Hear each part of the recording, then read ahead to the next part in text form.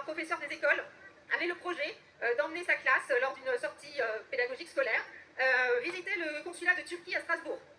Pourquoi le consulat de Turquie? Eh bien, semble-t-il, parce que dans sa classe, il y avait un nombre assez important d'élèves d'origine turque.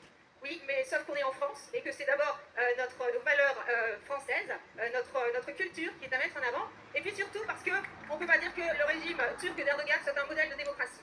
Eh bien, nous avons fait un signalement, nous avons alerté l'inspection et qui allait indiquer eh bien, que la sortie devait être annulée. Et finalement, eh bien, les élèves se sont rendus au musée d'art moderne de Strasbourg qui, évidemment, est un bien meilleur choix.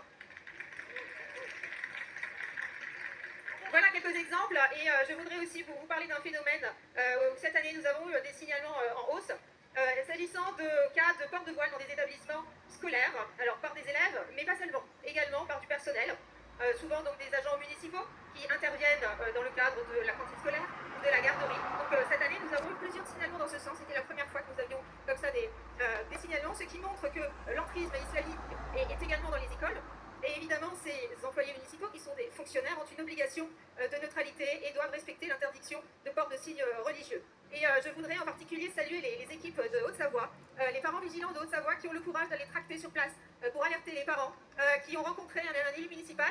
Ça n'a pas été facile parce que vous imaginez qu'il y avait des tensions très vives sur place. Et bravo à eux parce qu'il y a une répercussion dans la presse locale et on a pu faire savoir eh bien, que le maire de la commune finalement était complice un petit peu de ces situations puisqu'il était au courant du port du voile mais n'agissait pas. Voilà, eh bien, des exemples concrets d'action des parents.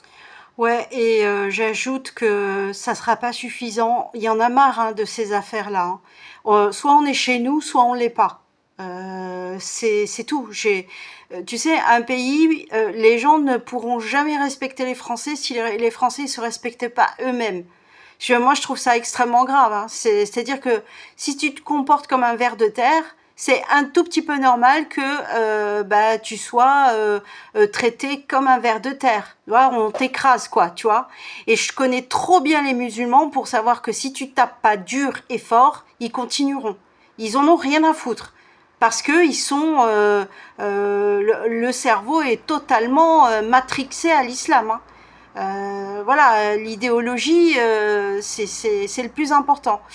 Et oui, et donc il faut interdire le voile également dans les entreprises au travail. Point barre. C'est tout, il n'y a pas à discuter. Il faut interdire le voile au travail parce que eux, ils s'infiltrent partout où la loi leur permet. Ensuite, ça sera très difficile de les déloger. Ils s'infiltrent comme des parasites. Voilà. Moi, j'hallucine. Hein. J'hallucine de ce qui se passe en France. Hein.